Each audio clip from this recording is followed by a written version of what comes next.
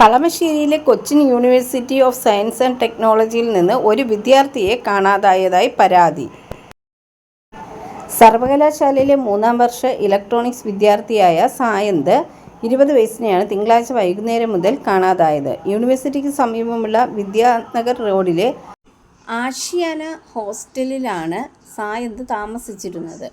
September 15 വൈകുന്നേരം ഏകദേശം 4:20ഓടെയാണ് hostel പരിസരത്തു നിന്ന് ഇയാളെ കാണാതായത്. സംഭവത്തിൽ ബന്ധുക്കൾ കളമശ്ശേരി പോലീസിൽ പരാതി നൽകിയിട്ടുണ്ട്.